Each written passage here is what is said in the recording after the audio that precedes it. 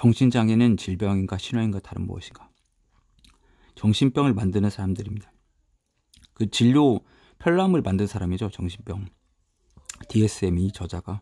정신의학을 비판하는 일부 급진적인 사람들은 이처럼 정의가 모호한 점을 지목하며 그러니 직종 자체가 없어져야 한다고 주장한다. 그들은 정신장애를 명확하게 정의하기 어렵다는 점이야말로 그 개념에 유용한 의미가 전혀 없다는 증거라고 본다. 최근에 그 무죄로 나왔죠. 이재명 경기지사가 형 정신병원에 넣는 것 자체가. 그러니까 이게 국가적으로 그렇게 가능이 충분히 가능하단 말이에요. 강제적으로. 판결의 무죄 유죄에 떠나서 그 자체가 된 게 소름 끼치는 일이잖아요. 국가 공권력이 한 개인을 그렇게 파괴시킬 수 있다는 것 자체가.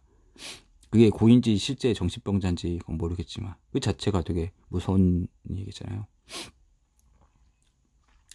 최근에 그리고 진주 그 방화 사태를 통해서 국가가 이제 24시간 완전히 한 개인을 그 정신병원에 입원시키게 응급 그 처치처럼 그렇게 하게 만들어 놨잖아요.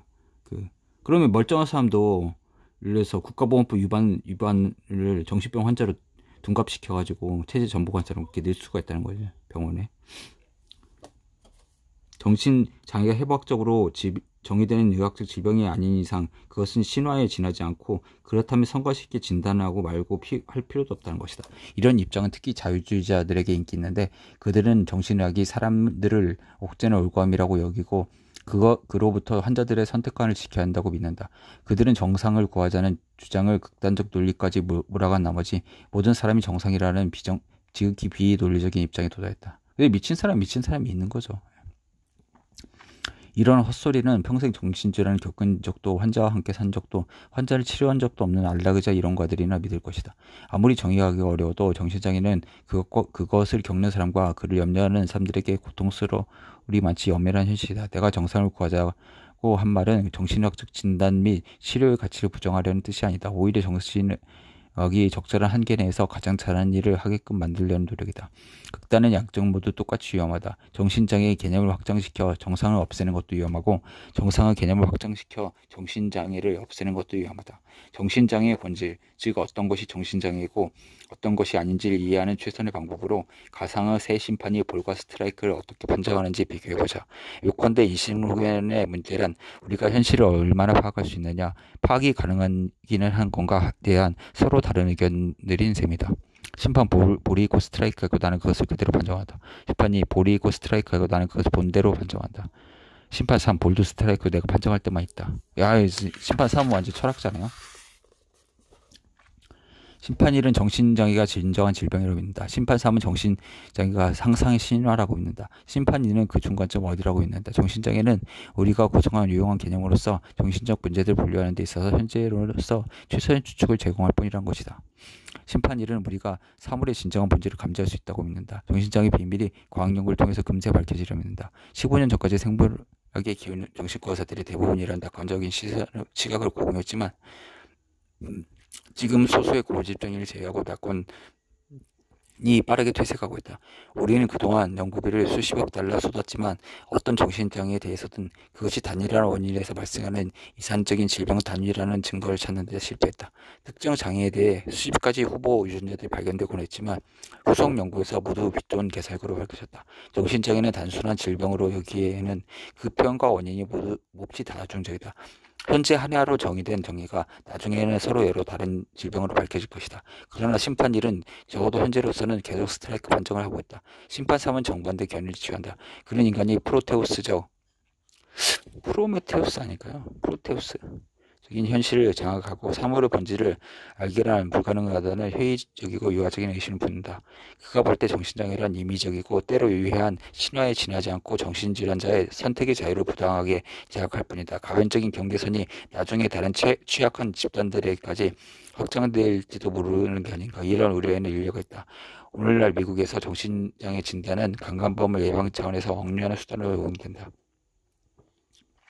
중국에서는 타락한 체제에 불평하는 농민을 가두는 데 쓰이고 과거 소련에서는 정치적 반동 문제를 병원에 가두는 구실로 썼다.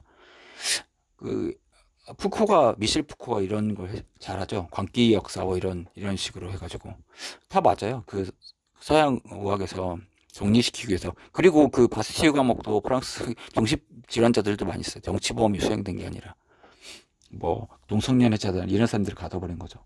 그러니까 그 자체가 웃긴 거죠. 예전에 동성연애자가 정신병자인데 지금은 아니고 이런 것들이 바뀌잖아요.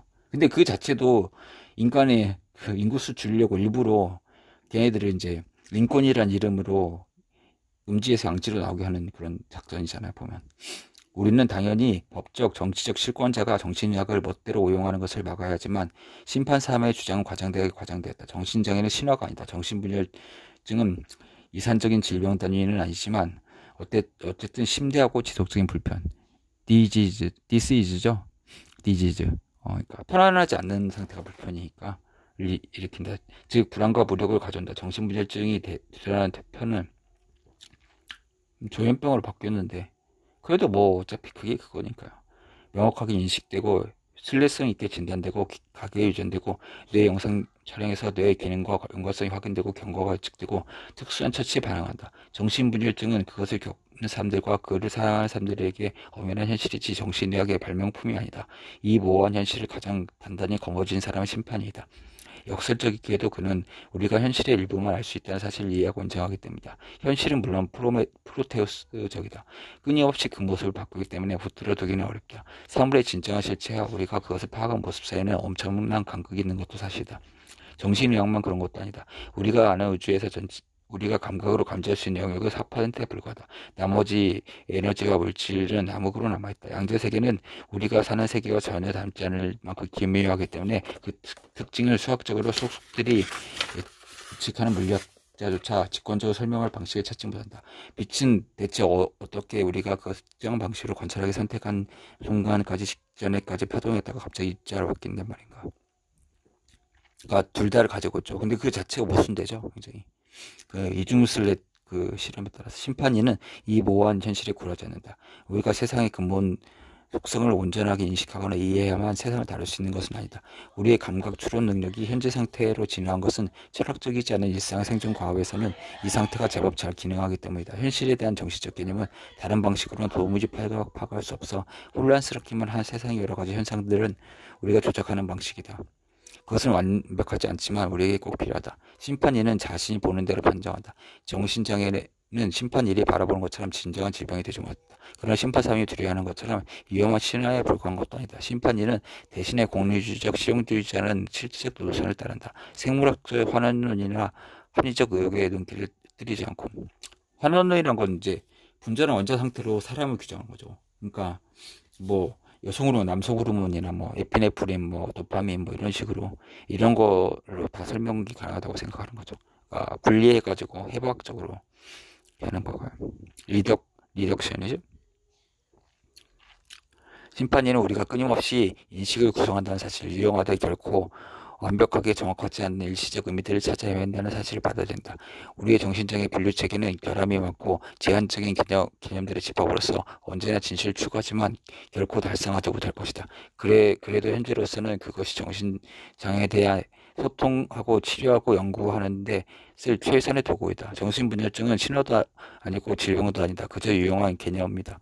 그것은 특수한 정신적 문제들의 집합을 묘사한 용어일 뿐 그 원인을 설명하는 용어는 아니다. 위에는 우리가 그 문제들을 훨씬 더 정확하게 이해하고 더 정밀하게 묘사하는 방법을 알 수 있겠지만 어쨌든 현재로서 정신분열증이라는 개념이 일상의 작업 중에서 대단히 귀중하다. DSM에 실린 다른 질병명들도 마찬가지다. DSM의 정의를 숙지하고 활용하는 것은 좋은 일이다. 물론 그것을 실체화하거나 숭배해서는 안 되겠지만.